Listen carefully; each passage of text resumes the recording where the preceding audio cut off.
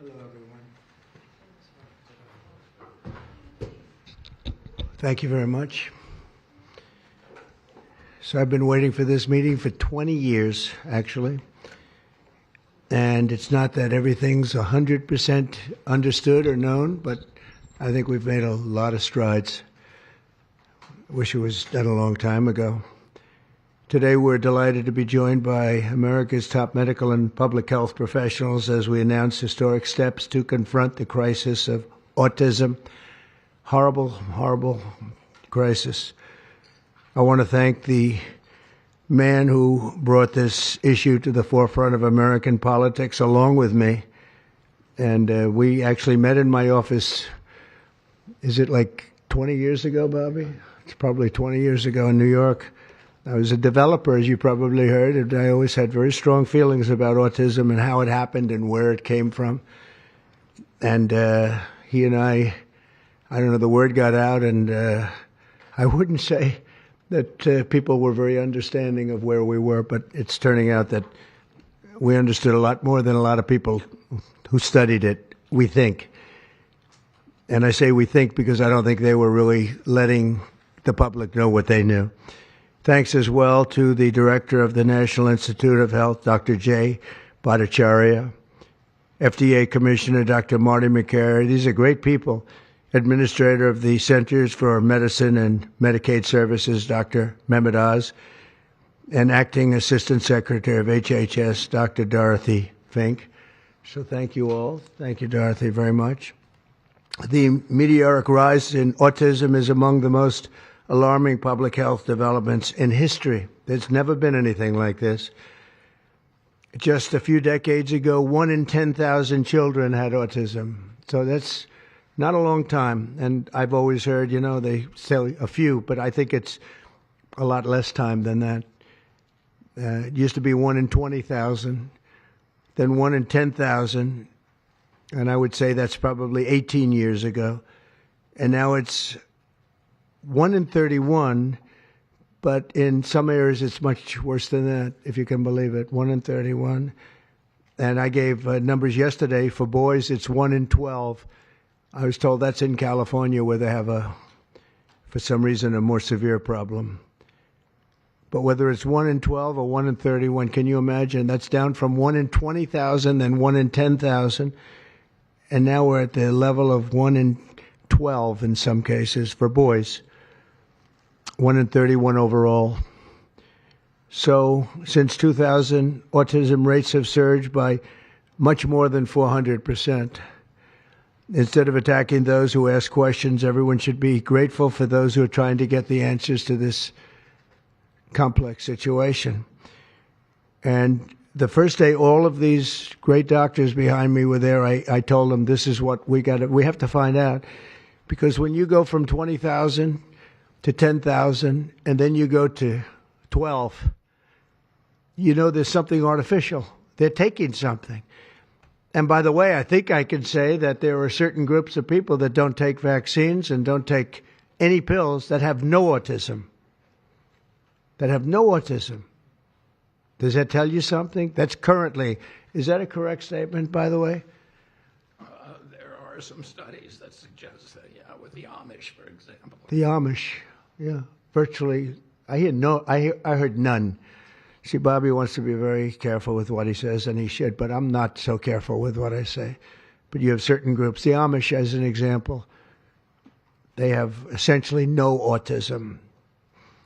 First, effective immediately, the FDA will be notifying physicians that the use of let's see how we say that. Acetaminophen. Is that okay? Which is basically commonly known as Tylenol, during pregnancy can be associated with a very increased risk of autism.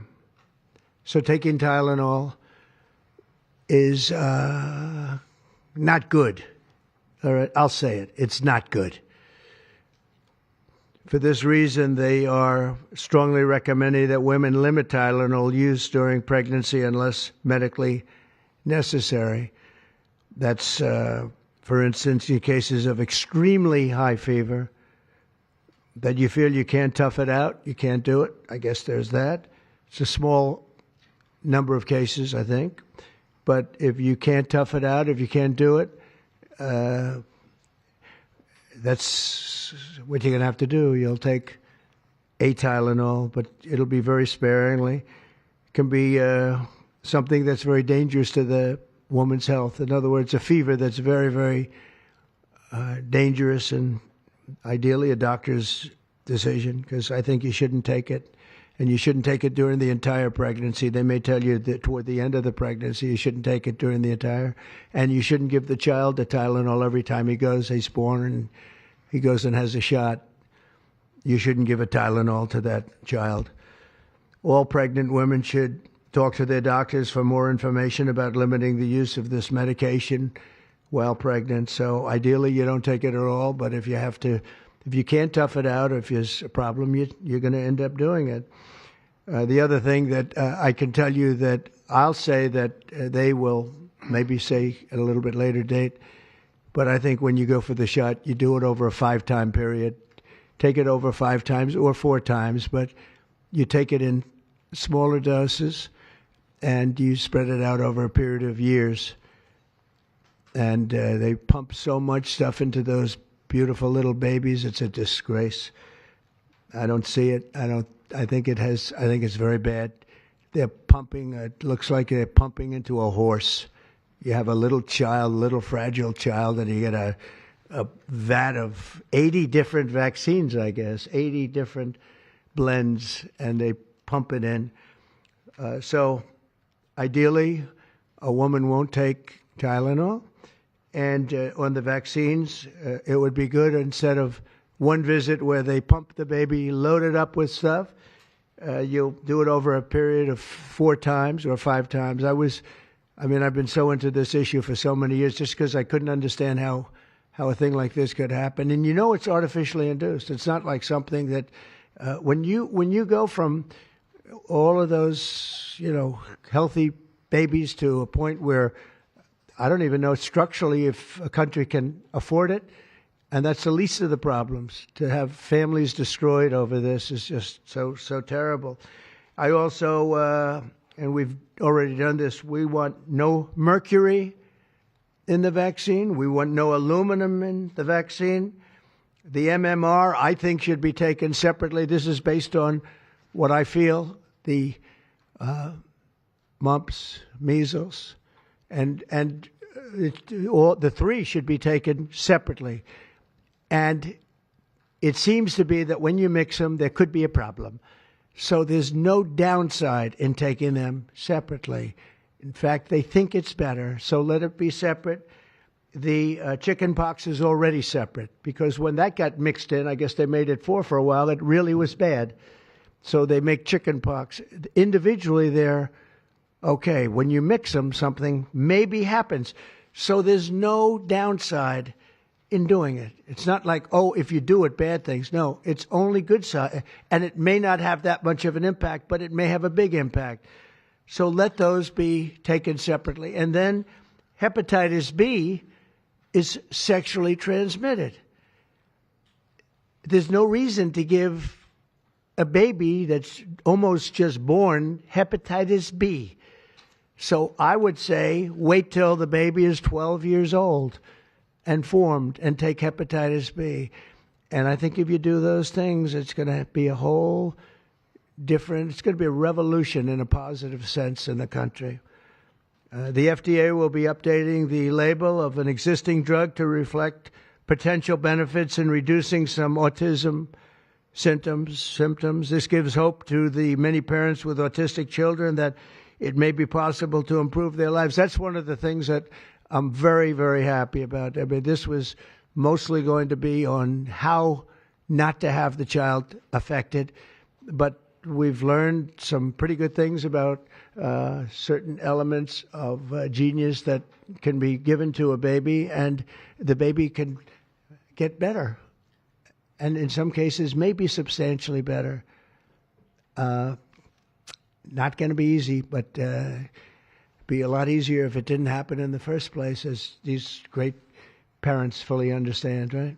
They fully understand. I feel so terribly I have so many friends with autistic children. It's a tough situation. Finally, to help reach the ultimate goal of ending the autism fever, the NIH will be announcing 13 major grant awards from the Autism Data Science Initiatives.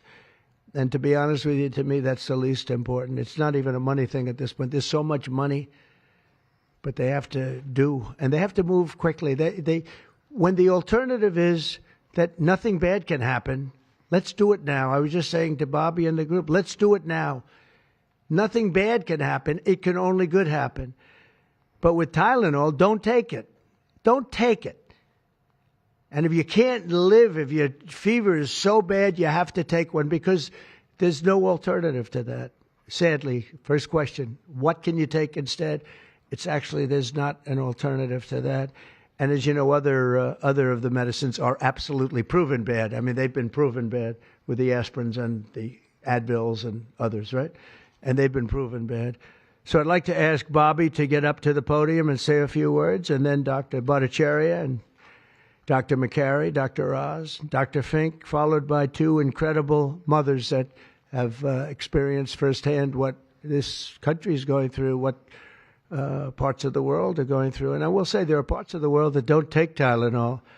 I mean, there's a rumor, and I don't know if it's so or not, that Cuba, they don't have Tylenol because they don't have the money for Tylenol, and they have virtually no autism, okay? Tell me about that one. And there are other parts of the world where they don't have Tylenol, where they don't have autism. That tells you a lot. And I want to say it right now. And, you know, the way I look at it, don't take it. Don't take it. There's no downside in not taking it. So I'd like to ask Bobby to come up and say a few words. I hope I didn't ruin his day, but that's the way I feel. I've been very strong on the subject for a long time. You know, life is common sense, too.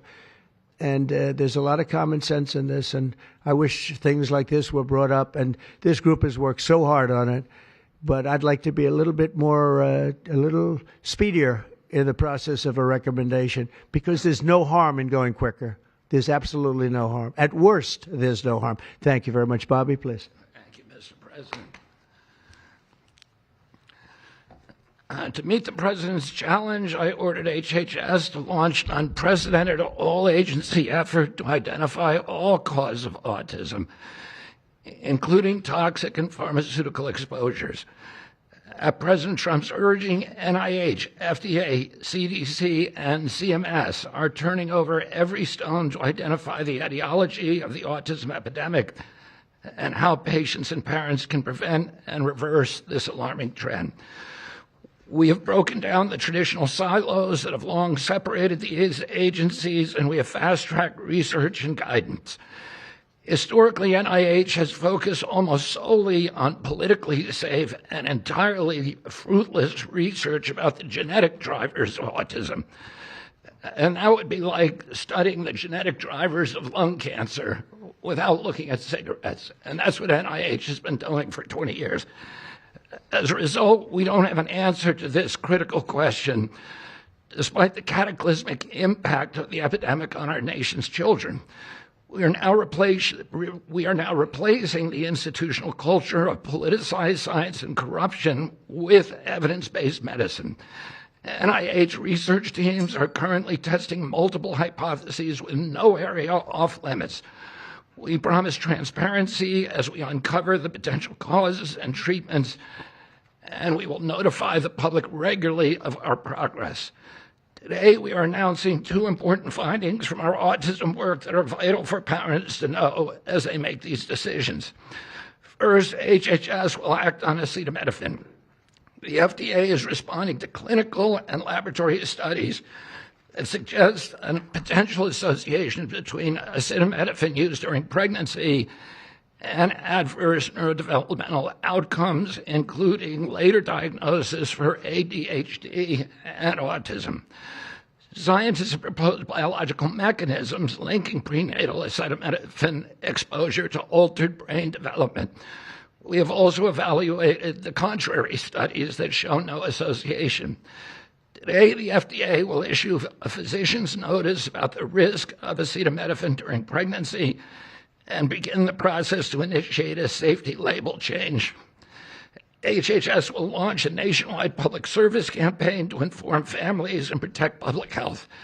FDA also recognized that acetaminophen is often the only tool for fevers and pain in pregnancy, as other alternatives have well-documented adverse effects. HHS wants, therefore, to encourage clinicians to exercise their best judgment in the use of acetaminophen for fevers and pain in pregnancy by prescribing the lowest effective dose for the shortest necessary duration and only when treatment is required. Furthermore, thanks to the politicization of science, the safety of acetaminophen against the risk of neurodevelopmental disorders in young children has never been validated. Prudent medicine, therefore, suggests caution in acetaminophen use by young children, especially since strong evidence also has associated it with liver toxicity. Some studies have also found the use of acetaminophen in children can potentially prolong viral illnesses. FDA will drive new research to safeguard mothers, children, and families. In addition to a possible acetaminophen connection to autism for pregnant women, infants, and toddlers, our research has revealed that folate deficiency in a child's brain can lead to autism. We have also identified an exciting therapy that may benefit large numbers of children who suffer from autism. Peer-reviewed literature has documented that up to 60% of folate-deficient children with ASD can have improved verbal communications if given leucovorin. I have instructed NIH, FDA, and CMS to help doctors treat children appropriately. Jay will help tell that story, which started with sound science, the kind that restores faith in government. This announcement also represents a historic collaboration between NIH, FDA, CDC, and CMS. We expect this to be the first of many announcements over the coming years that deliver actionable information to parents on underlying cause of autism and the potential paths for prevention and reversal. Finally, autism is a complex disorder with multifactorial etiology. We are continuing to investigate a multiplicity of potential causes with no areas of taboo. One area that we are closely examining, as the President mentioned, is vaccines. Some 40 to 70% of mothers who have children with autism believe that their child was injured by a vaccine. President Trump believes that we should be listening to these mothers instead of gaslighting and marginalizing them like prior administrations. Some of our friends like to say that we should believe all women. Some of these same people have been silencing and demonizing these mothers for 3 decades because research on the potential link between autism and vaccines has been actively suppressed in the past. It will take time for an honest look at this topic by scientists. But I want to reassure the people in the autism community that we will be uncompromising and relentless in our search for answers. We will perform the studies that should have been performed 25 years ago. Whatever the answer is, we will tell you what we find. We are researching this issue to all 3 agencies. Jay will discuss one of our research initiatives at NIH. This model of unleashing unbiased, depoliticized, gold standard scientific research and academic freedom to deliver actionable information to prevent and reverse disease will be a model for the framework to deliver similar results for many other chronic conditions that plague Americans. Jay? Thank you, Secretary Kennedy, and thank you, President Trump. Thank you very much. I'm proud to announce today that the NIH has launched the Autism Data Science Initiative to turbocharge autism research, devoting an additional $50 million to the cause of studying autism. Nearly 250 research teams from across the country applied, sent in their applications, and were peer-reviewed by the NIH review panels.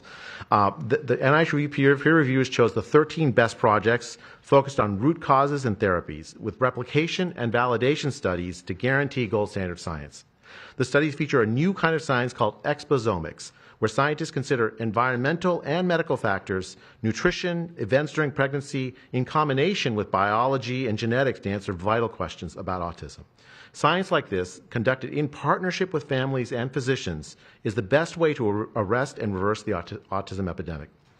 Autism spectrum disorder encompasses a very wide range of symptoms, ranging from mild difficulties with social interactions to profoundly autistic children who experience severe disabilities in speech and behavior. Given this wide range of symptoms across the spectrum, it seems certain that there will be a wide range of biological contributors to explaining the cause. The great thing about the new NIH initiative on autism is that scientists will use rigorous advanced methods in causal inference, machine learning, organoids, and other fresh approaches to the problem. The sharp rise in the prevalence of autism deserves an urgent response by the scientific community. As Bobby said, the NIH has invested a lot of money to study autism over the years, but the research has not produced the answers that families and parents of autistic children deserve, and autistic children themselves deserve. For too long, it's been taboo to ask some questions for fear the scientific work might reveal a politically incorrect answer. Because of this restricted focus in scientific investigations, the answers for families have been similarly restricted, often pointing families to behavioral therapies that don't work for every kid or suggest non-modifiable genetic factors as the cause. But genetics alone can't explain such a sharp rise in autism prevalence over just a few decades, as the President said. In coming months and years, as NIH scientists learn more that can help autistic children and their families, we won't delay. Like scientists often like to do, I can say as a scientist myself, it's really tempting to delay, but but in face of a problem like this, you have to move fast. But we will not delay before telling American people about what we find, and we will win the public trust with transparency and rigor. Already, our broadened focus on autism research has pointed to 2 items that will help families prevent and treat some cases of autism. I'll leave the good news on these 2 items to my close friends and colleagues, Dr. McCary and Dr. Oz. We've been working together closely on this problem for the past 6 months, and our cooperation represents an unprecedented collaboration with Secretary Kennedy's Department of Health and Human Services and with President Trump. I'm delighted to introduce Dr. Marty McCary, Commissioner of the Food and Drug Administration, who will tell you about these announcements of practical help for families with autism. Great. Thank you, Dr. Bhattacharya. Mr. President, this is the start of a historic shift in medical culture. This administration is working together to ask big questions about why our nation's children are getting sick so fast. Too often, medicine is doing small little studies, giving us answers we already knew. But we've got to make a difference. You've given us a charge to identify root causes, and we are not going to stop so that we can end the suffering we are watching. And if you've seen a kid with autism, with severe autism, it's hard to watch. Kids get frustrated, they get angry, they can be crying because they want to speak and they can't speak. It's hard to watch, and it may be entirely preventable. For an epidemiologist, that child is an expanding statistic. But for a child, it can be brutal to have autism. Today, the FDA is taking action to update the label on acetaminophen and sending a letter to all U.S. doctors letting them know about the risks in pregnancy. We now have data we cannot ignore. There's a very large study, the Boston Birth Cohort, with researchers that have, from Johns Hopkins, my former institution, and Boston University, found, quote unquote, consistent associations between acetaminophen in pregnancy and autism. And the Nurses' Health Study with researchers from Yale, Columbia, and Harvard looking at 9,000 kids found that acetaminophen use in pregnancy was associated with neurodevelopmental disorders. And 4 weeks ago, a Mount Sinai Harvard study reviewed all the existing literature and found the overwhelming body of evidence points to an association. Sure, you'll be able to find a study to the contrary. That's how science works. But to quote the dean of the Harvard School of Public Health, there is a causal relationship between prenatal acetaminophen use and neurodevelopmental disorders of ADHD and autism spectrum disorder. We cannot wait any longer. And honestly, there's been this perfunctory, reactionary, mindless practice in medicine. I learned it in medical school and residency. Just treat all fevers, low-grade fevers, treat them with acetaminophen. Why? What are we doing? A study out of Hopkins actually showed that treating a fever can prolong the duration of illness in a young kid. Maybe that's because a fever is a body's natural way of ridding an infection. When my wife was pregnant and delivered our son a few months ago, they pushed her to take acetaminophen for a low-grade fever. She said no, and then they looked to me and I said, absolutely no. I'm also here to announce good news. Today, the FDA is filing a Federal Register notice to change the label on an exciting treatment called prescription leucovorin so that it can be available to children with autism. You know, autism may also be due to an autoimmune reaction to a folate receptor on the brain, not allowing that important vitamin to get into the brain cells. It's a fairly established, mature pathway. Again, we have a duty to let doctors and the public know we are going to change the label to make it available. Hundreds of thousands of kids, in my opinion, will benefit. One study found that with kids with autism and chronic folate deficiency, 2/3 of kids with autism symptoms had improvement, and some marked improvement. Mr. President, you told us to do what's medically right, to go bold, and not worry about the corporations and the lobbyists. So that's what we're here doing today. Thank you, Mr. President. Good, thank you. Thanks, Marty. I think you all appreciate the passion in the President's voice. We've been hearing that since the inauguration. In fact, even before the inauguration, the President was upset about what he spoke to today. And so together with Secretary Kennedy, who's made it his life's work to address some of these challenges with autism, they challenged us. In fact, they were harsher than that. They wanted no silos to break down what the NIH would do, what the FDA would do, what CMS would do. They insisted that the physician leaders bust through the clutter because their agencies had the power. If we didn't do what every other prior administration had done, which is to let people function within their siloed environments. Because of that, in historic fashion and a very accelerated manner, we have a response today to the autism crisis. It is the first of several chapters, but this is breaking news. You've heard some of it. The response to the autism crisis is going to continue to come to you under Secretary Kennedy's leadership, and the President wouldn't have it any other way, as you've heard. The FDA, based on NIH research, is approving prescription leucovorin for treatment of autistic children. Now, if you're following the script, there should be two questions that you have, two questions that should come to your mind. The first is, how will patients and parents get access to the treatment? I'll tell you how. Over half of American children are covered by Medicaid and CHIP, government health insurance, over half. And therefore, because they're covered in Medicaid and CHIP, upon this label change by Marty, state Medicaid programs in partnership with CMS will cover prescription leucovorin around the country. It's yours, but you have to go to a doctor to get a prescription because they know your child, they know you, and they know the medication. States will also have tools to monitor its use and ensure appropriate utilization.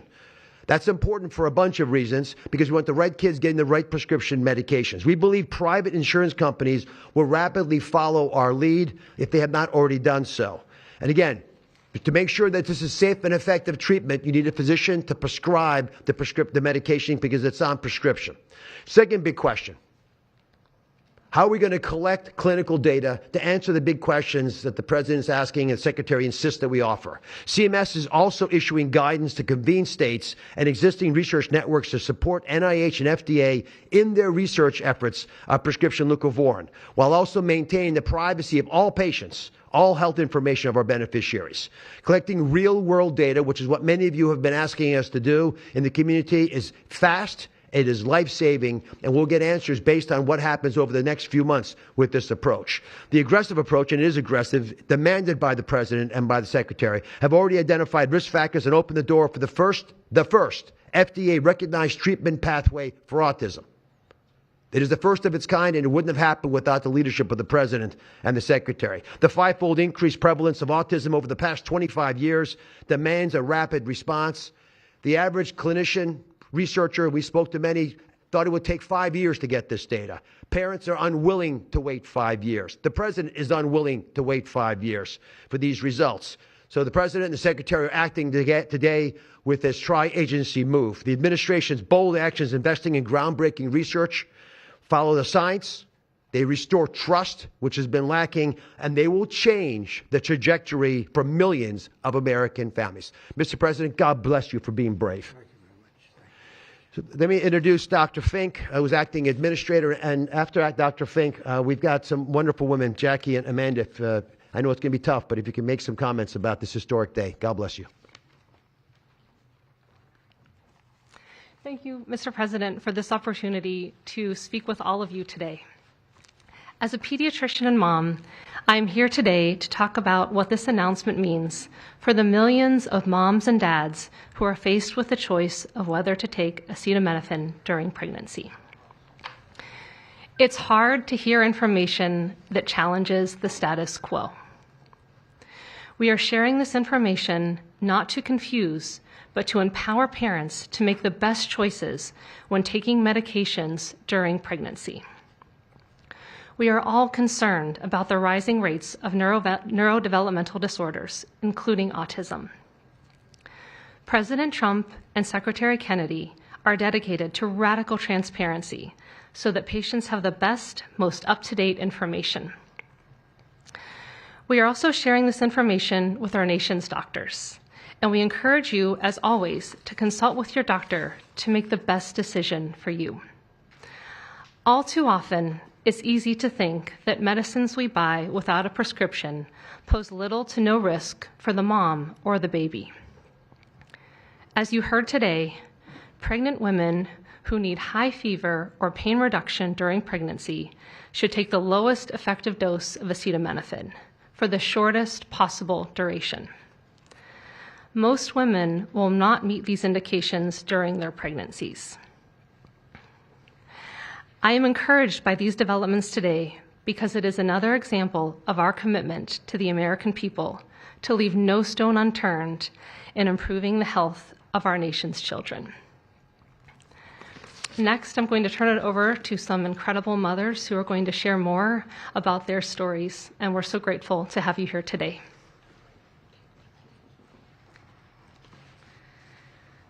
Thank you. Thank you, Mr. President and team, for all your work. This is an historic day, and I'm thankful to be here.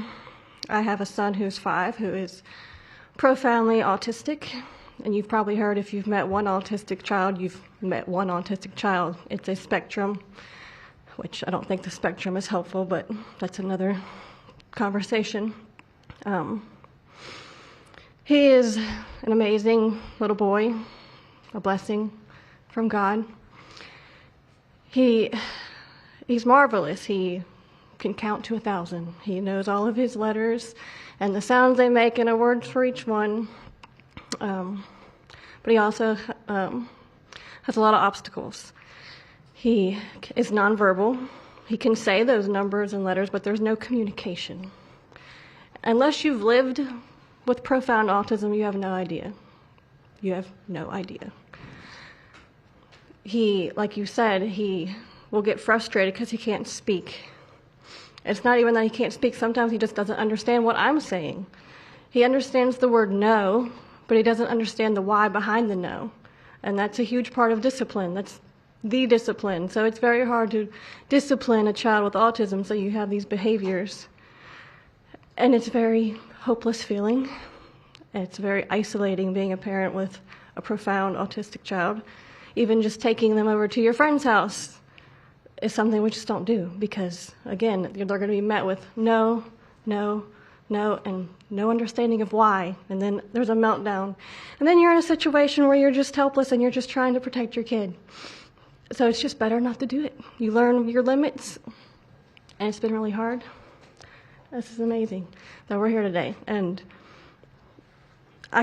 no one has been able to point to anything to say this is what caused it, and you can't point to that and say it didn't cause it. I have no idea. I'm completely open, not blaming anything, but I'm open to the discussion and the fact that there's work being done to find answers. I'm very grateful. I was already excited to vote for Mr. Trump anyway, Mr. President, but when we got word of RFK doing his work, I was ecstatic. I could not wait for this work to be done, that somebody would try to find us some answers. I'm just very grateful. I pray for my son every day, and hope that he can get the help that he needs. And just thank you. Thank you. Thank you very much. Thank you, Donna. You take care of yourself. Thank you.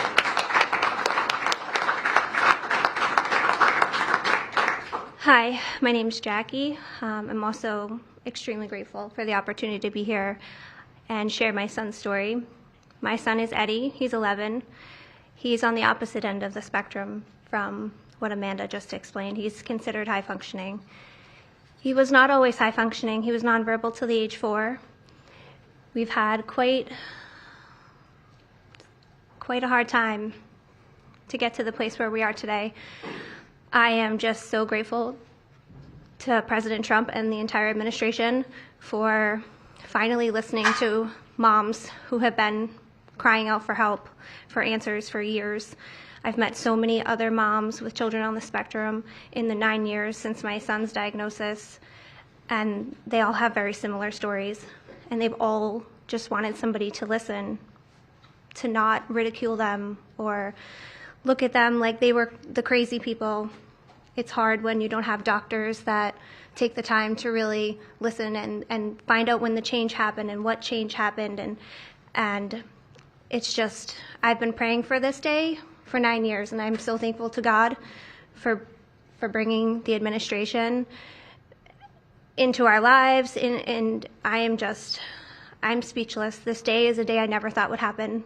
I thought that we would never have an administration that was courageous enough to look into things that no prior administration had. So I'm just here to express my gratitude, and I am looking forward to what comes from this, and hopefully we just get more answers. So thank you. Thank you very much. So I just want to say acetaminophen is basically Tylenol, essentially, because I noticed that term is used throughout this conference. So it's essentially Tylenol. And I just recommend strongly that you don't use Tylenol unless it's absolutely necessary. I understand it's maybe 10% of the women that are pregnant are, would perhaps be forced to use it. And that would mean you just can't tough it out. No matter what you do, you can't tough it out. So that's up to you and your doctor. But there's a very strong recommendation, maybe stronger from me than from the group, because they're waiting for certain studies. I just want to say, I want to say it like it is. Don't take Tylenol. Don't take it. If you just can't, it's fight like hell not to take it. There may be a point where you have to, and that you have to work out with yourself. So don't take Tylenol. Other things that we recommend, or certainly I do anyway, is, and it's so important to me to see the doctor 4 times or 5 times for a vaccine. Don't let them pump your baby up with the largest pile of stuff you've ever seen in your life going into the delicate little body of a baby. Even if it's 2 years, 3 years, 4 years, you just break it up into, I would say 5, but let's say 4 visits to the doctor instead of 1. And certain things I think you should do. We've already taken out and are in the process of taking out mercury and aluminum now. You know what mercury is. You know what aluminum is. Who the hell wants that pumped into a body? And there were rumors about both of them for a long time. But we're having them taken out. We're having them taken out of the vaccines. Hepatitis B, again, that's sexually transmitted, and we think you should wait. I think you should wait till 12. I'm making these statements from me. I'm not making them from these doctors, because when they talk about, different results, different studies, I talk about a lot of common sense, and they have that too. They have that too, a lot. But I recommend the hepatitis B. Take it at 12. Sexually transmitted. You don't have to give it to the baby when the baby's 2 years old. And there are a lot of theories on that, but not when they're 12. Doesn't seem to be a problem at all. The MMR and the chickenpox. Chickenpox has already been broken out. It's a singular shot. But the MMR is not. And I've heard for years that there's a problem with it. But they say that there's no problem if you do each shot separately, not put together. So an MMR, go out and do it separately. Don't take Tylenol. Don't give Tylenol to the baby after the baby's born. Every time the baby gets a shot, the baby gets a shot. They say, here, take a cup of Tylenol. I've heard that for years. Take Tylenol. Don't take Tylenol. Don't have your baby take Tylenol. Now, Tylenol is fine for people that aren't pregnant, that aren't in the situation that we're talking about. One very specific situation. If you're pregnant, don't take Tylenol. When you have your baby, don't give your baby Tylenol at all, unless it's absolutely necessary. Don't do it. Break up your visits to the doctors. Break them up. Do it in 5 if you can. Now, it's inconvenient. It's inconvenient. Oh, you got to have to go back another year later. You're going to go back each year for 4 years, 5 years, 3 years. Just break it up. Break it up, because it's too much liquid. Too many different things are going into that baby at too big a number. The size of this thing, when you look at it, it's like 80 different vaccines and beyond vaccines, and 80.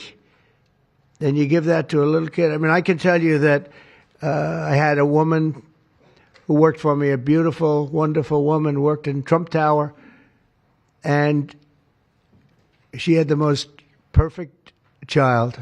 Beautiful. Just perfect. And I remember this little blonde-haired boy running around the lobby of Trump Tower, so healthy and so vibrant. And I said, that's great. One day I came in and she was crying her eyes out behind the counter. She worked at the front desk. She was crying her eyes out. I've never, as much as I've ever seen anyone distraught, she was. I said, are you okay? What happened? My boy, I've lost my boy. What does that mean, your boy?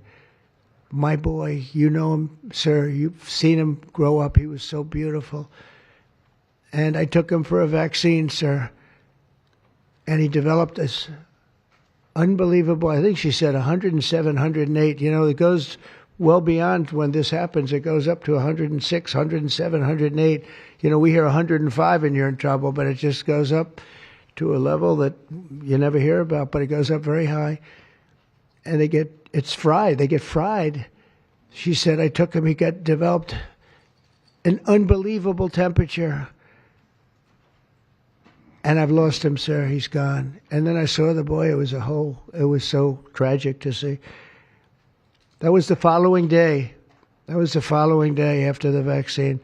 And I've seen it 2 other times, and I think 3 other times, but 2 other times, where they go to the doctor and they get the vaccine, they get the shot. The kid is, badly hurt. Let's be nice, badly hurt. And just do it. Break it up into 5, break it up into 4, break it up into 3 if you have to, but go to the doctor 4 times instead of once, or 5 times instead of once. And for some reason, they insist that you put it all into the body, and maybe that's the drug companies that make more money that way. Maybe it's the doctors because they don't want to be, doing this so much. Maybe it's the doctors. They get maybe more money. Who the hell knows what it is? Don't do it. Get them broken into 4 or 5 visits. Do it 4 or 5. That means you have 20%, 25% what you're putting into the baby's body. It can only help. And the other things I told you about, just the word tough it out. It's easy for me to say tough it out, but sometimes in life with a lot of other things you have to tough it out also. Don't take Tylenol. Don't give Tylenol to the baby. When the baby's born, they throw it at you. Here, give him a couple of Tylenol. They give him a shot. They give him a vaccine. And every time they give him a vaccine, they're throwing Tylenol. And some of these babies, they're long born, and all of a sudden they're gone. And it doesn't hurt not to do it. It doesn't hurt. There's no downside. There's no downside at all. And break up MMR. Break it up. It's practically a known fact that if you break it up, you're not going to have a problem.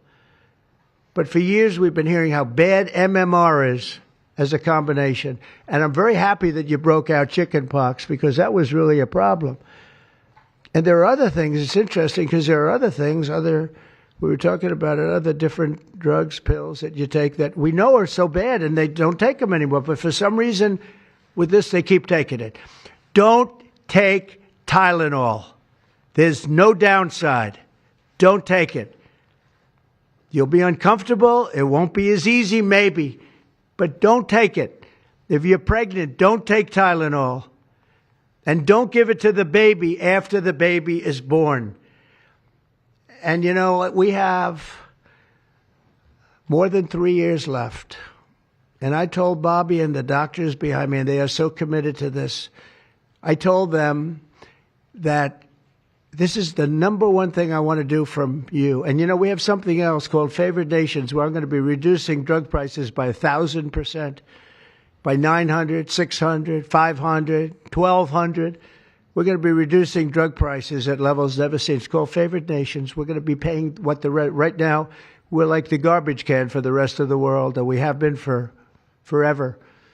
We pay much higher for drugs than the rest of the world. We subsidize the rest of the world. We're not doing that anymore. And that's a big thing. That's a big thing. That's bigger than anything. I told the story the other night that I was so proud in my first term that for the final year, drug prices went down 0.25%. And I was so proud. I said, why? I'm the first one to do it. I think it was 28 years, they said, where drug prices went down from the beginning of the term to the end. And I was so proud. I called a news conference. I said, you know, drug prices have gone down. First time it's happened in 28 years. You know what it was? 0.25%. I was so proud. Now we're going to have them go down from $100 a pill to $9 a pill. From $1,300 for a shot of like an Ozempic or I call it the fat pill or the fat drug. Sometimes it works, I guess, for people. The ones I've seen, it hasn't worked so well. I got a lot of friends, they're fat. They said, yeah, I lost some weight. I said, you don't look it to me. But they paid $1,300, $1,200, and they go to London and they pay $88. And they call me, they go, what's this all about? We're subsidizing the rest of the world stupidly because we have a lot of stupid people in this country running things. And how big is that? But to me, that's nothing compared to autism. I see that gorgeous boy. I have a big present for him in the back. You know, you bring him back. We're going to bring him into the Oval Office. I have the best present he's ever going to get, okay? A big one. I saved it for you, okay? Because I heard you were coming. Look how beautiful he is. So that's it. There's nothing much to say. Don't take Tylenol if you're pregnant. And don't give Tylenol to your child when he's born or she's born. Don't give it. Just don't give it. And we're going to have, I think, really, if you do all the things that I say, break it up. Just break it up. Break up the shots with the doctor. MMRs, as I told you, separate. Chickenpox already separate. You do these things. I'm telling you, I want to, when I leave office, I don't want to have, it's going to be the kind of number that we're hearing where it's 1 in 32 or 1 in 10, because I've heard 1 in 10 also. And in California, it's really bad. I want it to be, let's get it back to maybe 1 in 10,000 or 1 in 20,000 or maybe none in 20,000. And the only way you're going to do that, because this is artificially induced. This is induced by something. You don't go from 1 in 20,000 to 1 in 10,000, then to 1 in 10. That means you're taking something and something's wrong. And I feel very certain, and I know I'll be criticized. Someday they'll look back and they'll say, well, it wasn't, but I think it will. I think we're going to have a tremendous, this is the most important thing. There's nothing more important than me. We cured inflation that Biden gave us. He gave us so much inflation, the biggest ever in history. We got inflation done. We brought prices down. We gave you the largest tax cuts, all that stuff. It doesn't mean a thing compared to what we're doing today. This means everything. So we're going to save a lot of children from a tough life, really tough life. We're going to save a lot of parents from a tough life. Okay, how about a few questions? Let's just make it on this subject. This is so beyond as a subject that I'd rather not talk about, some nonsense on the economy. And I will say this, The economy is unbelievable. The stock market just hit another record high and all that stuff. This means more to me. Yeah, please. Mr. President, I have one on your announcement, one on vaccines that's also related. Yes. Why do you think we haven't heard more previously about the tie to autism in acetaminophen? Nobody knows. I don't know. Not only that, when you say it, you get attacked.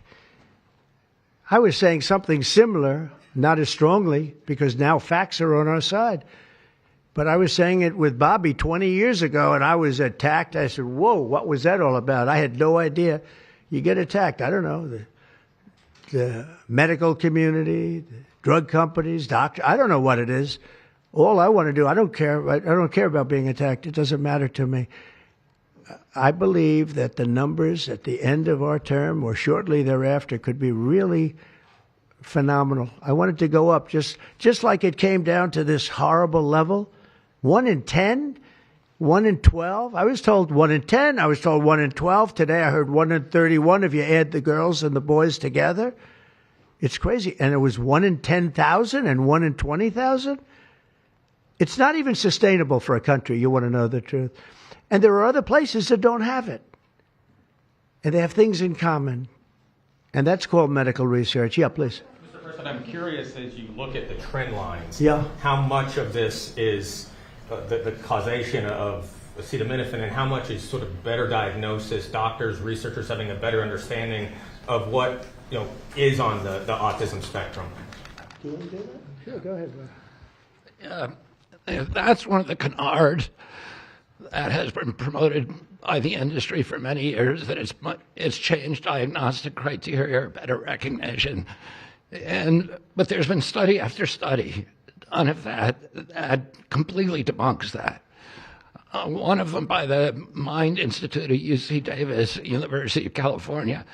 But also it's just common sense, because you're only seeing this in people who are under 50 years of age.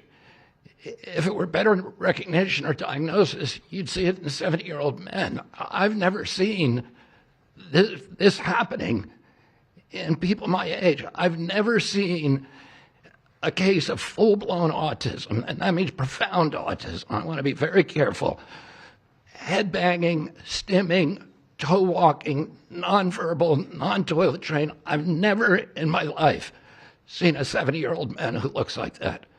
You're only seeing it in the kids. It's an epidemic. Thank you, Mr. President.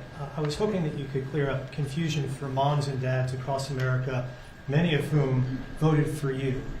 There's a statement that was put out by the American College of Obstetricians and Gynecologists, and in their statement, they write, acetaminophen remains a safe, trusted option for pain relief during pregnancy, and that's at odds with what you said and with what many of the experts say. How do you clear up this confusion? That's the establishment. They're funded by lots of different groups. And you know what? Maybe they're right. I don't think they are, because I don't think the facts bear it out at all. They're fighting for something that, in my opinion, they shouldn't be fighting for. But here's the thing.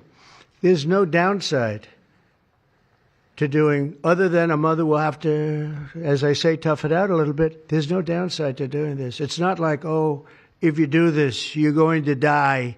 There's no downside. There's no downside to going over a 4-year or a 5-year period or a 3-year period, or even if you space them out for 6 months, you space it out. There's no downside. And that's why I will say the gentlemen behind me, they have very strong views, and they feel that we're right, but they'll have more research done over the next 2 months. I said, well, 2 months is a long time. A lot of people could be saved, and there's no downside to doing it. Everything I said, there's no downside to doing it. It can only be good. And I think you're going to see very good results. That's establishment stuff, and we've been reading that about a lot of things for years. And you know what's happened? We've gone from 1 in 20,000 to 1 in 10,000 to 1 in 32 to 1 in 10. Think of it. 1 in 10 or 12 or 1 in 31. Think of it. 1 in 31 people, young kids, get autism. What is it, Jeff? My question is about leucovorin. You mentioned that as part of your plan. That is also a chemotherapy treatment. Have you been in touch with the drug companies to Why don't increase I have the production doctor about answer that? that? And I'm going to throw in my follow-up at the same time. Dr. Oz mentioned that this will be available with CHIP, children who are on CHIP. But the big beautiful bill reduced funding for CHIP and Medicaid by $1 trillion over the next 10 years. Are you concerned that that will impact your ability to get this drug out? I'll explain it to you in a second, but please go ahead. Thank you. Thank you. Leucovorin is not a chemotherapy, but it is a vitamin given with chemotherapy sometimes. And the idea here is that the folic acid receptor in the brain is blocked by some antibody response. It might be 20, 40, 50% of kids with autism. And leucovorin will bypass that blocked receptor. And that's why so many doctors are probably seeing so much clinical improvement on kids with leucovorin. Production. Yeah, we've been in touch with the companies, and they are prepared to ramp up production, and we actually talked to them about a month ago. And on your second part of your nasty question, the number is that the great big beautiful bill, which is the greatest, I think one of the best things ever passed in the history, with the tax cuts and regulation cuts and all of the things it does, no tax on tips, no tax on Social Security, no tax on overtime, all of it does. It also gives $200 million, as just explained by Dr. Oz, and I'd like you to explain that to exactly what you're saying. The Big Beautiful Bill actually increases Medicaid spending projected over the next 10 years by $200 billion. There's also a $50 billion rural health transformation fund, which will allow a lot of these programs to get in the rural parts of the country that the president and Congress are handing to governors to start distributing. Those grants have already gone out. The money will be allocated by the end of this calendar year. And I want to point out that the ability of NIH to do research that feeds and hands the ball to the FDA, which then can change labeling to allow Medicaid programs in states to fund this program, will ensure that the things that President Trump and Secretary Kennedy desire are financially affordable for the families around America. You mentioned CHIP, sir. That's why I asked that question. You mentioned that CHIP would fund this for children. But most of the kids are on Medicaid, probably 43% on Medicaid, another 8-10% on CHIP. And all the programs in general are being evaluated. Most of what the One Big Beautiful Bill was seeking to do was to remove fraud, waste, and abuse. But the programs themselves should stay financially intact for the people for whom they were designed, and in this case, for children. And the only thing we cut, so that's $200 billion positive. The only thing we cut was for fraud, waste, and abuse, of which there was a lot in this country, and nobody minds that. Yeah, please. Mr. President, you said that there is no reason to give newborn babies hepatitis B vaccines. But hepatitis B can be contracted not just through sexually transmitted diseases, it comes from needles to open wounds. So when you say you feel, is that appropriate to be telling? I think it's absolutely appropriate. I think they should wait till they're 12 years old. Yes, please. Mr. President, thank you all for being here. You've been talking about reducing autism by spacing out vaccines. Would you like other combined vaccines babies receive to be spaced out, like MMRV? What is this again? You've been talking. Speak up, please. Sir. You've been talking about reducing autism by spacing out vaccines. Right. Correct. Would you like the other combined vaccines babies receive to be spaced out, like MMRV? I would say yes, but that just is, for me, it's a lot of common sense involved in this. It's a process, but we're looking, but it should at least be given separately. Now, it's possible that you can reduce them and I'd give them in small doses, but it's possible maybe in that particular case, the MMR wouldn't work in small doses, but you can certainly give them as separate shots. It's been proven to be very safe when you give them in separate shots instead of mixing. So I don't think there's any reason to do that. Do you agree with it? I'm not a doctor, but I'm giving my opinion. I don't think there's any reason to do that. So it's been proven to be safe when you break them up. But MMR by itself, I've heard bad things about it for many years. Yes, please. Mr. President, is the spectrum too broad, in your opinion? For research purposes, you are dealing with a population of children who might have social boundary difficulties, and then you have children who are, going to grow up to be adults in diapers. I mean, what do you think? We don't know how broad the spectrum is. We don't know exactly where it starts and where it ends, but we do know what we're going through. We're going through some very serious trouble, and we know autism. I mean, it could be bigger, it could be small, a little bit smaller, but the number is unacceptable. And the number, the way it's come down, because the spectrums remain the same, the number, the way it's come down is just unacceptable, meaning come down to that level of 1 in 10, 1 in 12, 1 in 31. Mr. President, medical professionals. Go ahead in the back. President, this question is more directed towards Secretary Kennedy. It was talked about that we're just kind of finding out about the fact that babies are affected this way.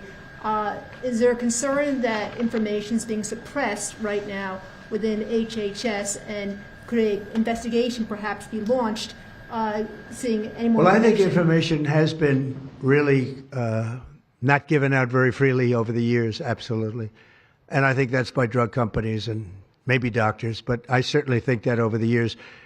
I think this is a different group. We have a lot of information. And that information, I mean, it's the information that we have that we're making these statements. And I'm making them out front, and I'm making them loud, and I'm making them strongly not to take Tylenol, not to take it. Just don't take it unless it's absolutely necessary, and there's not too many cases where that will be the case. And again, what's the worst? The worst is nothing can happen. It's very positive. That's a positive thing. But I don't believe I don't actually believe that's possible. I think the results are going to be amazing. I want to see amazing results by the time I leave this beautiful building. And I will consider this, I believe, with the wars, I've stopped 7 different wars. I've saved millions of lives. I've done a lot of things. This will be as important as any single thing I've done, because I know ladies, beautiful ladies just like this that are going through the same thing, and it's not easy. And I admire you for being able to do it. But I admire him, too. I wish I had a face that looked like that. If I looked like him, I would have been president a long time ago. Widely used in other countries too.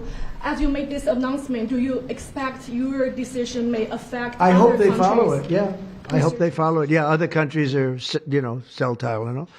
Some countries don't. I mean, I hear Cuba, now, again, you'll have to check this out, but I hear Cuba doesn't have it because it's very expensive. And they don't have the money to have it, or they don't want to spend the money to have it. They don't have Tylenol. And I hear they have essentially no autism. So you'll have to check it out. Yeah, Brian. Medical professionals have warned for decades. I said, no, not you. You're CNN. You're fake news. Go ahead, Brian. Thank you, Mr. President. I want to go back to the Amish community, if I can, just for a second. I recently saw a man from Minnesota, an Amish man from Minnesota, on a podcast, and the host asked him what the rates were for like ADHD and autism, and he had no idea about ADHD, didn't know that it existed, and certainly didn't know of any cases. What are they doing? It doesn't exist with the Amish community, and they don't take all of this junk. It doesn't exist. That tells you, doesn't that tell you? That's like certain countries where it doesn't exist and they don't take it. Would you like to make a comment about that, Mark? The Amish population, a very mixed group. So there's a subset that take vaccines, a subset that does not. And we know they have very low rates of chronic disease all across the board. Please. Thank you, Mr. President. Should the establishment media show at least some openness to, trying to figure out what the causes of autism are? I wish they would, yeah. And why are they so close-minded? Well, look, it's not only the media, in all fairness, it's some people. When you talk about vaccines, they go crazy. And, I'm a big supporter of vaccines. I got a certain vaccine approved in 9 months that would have taken from 5 to 12 years. I'm very proud of it. A lot of people think it was one of the greatest things I've done, and some people think, mostly Republicans, actually. I'll tell you, the Democrats think it was, they think Operation Warp Speed was one of the greatest things any president has done, any president. It's, we're very proud of what happened. We got hit with something that came from a place that shouldn't have happened, but it did happen. Those things take place, and you're very unpleasantly surprised. But no, I'm a big believer in vaccines. The polio vaccine, big believer in vaccines. I know Bobby and you guys have it out a little bit, but he's a believer in vaccines too. But I've seen how great vaccines can be, how incredible they can be. So I'm a believer. Yeah. Yeah, please. Your comments made about MMR and hepatitis B, and you said those were your suggestions. But have you spoken with Secretary Kennedy about actually making those changes? I have. I've spoken to all the doctors about it, and doctors that are not here right now. I've spoken to many doctors about everything we're talking about. And, the Tylenol has started to be spoken of over the last period of time, but we've been doing the research. A lot of what they've been speaking about comes from right here by research done by these people. And I just say it again. Don't take Tylenol. Don't take it. And don't give it to your child after your child is born. And do all those other things, little things, just spread out your visits, et cetera, on the vaccine. And I want to thank everybody. This is a very important day. Thank you very much.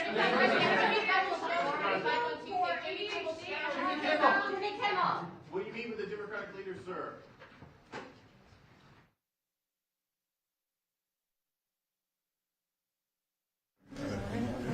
He's not going to answer my question.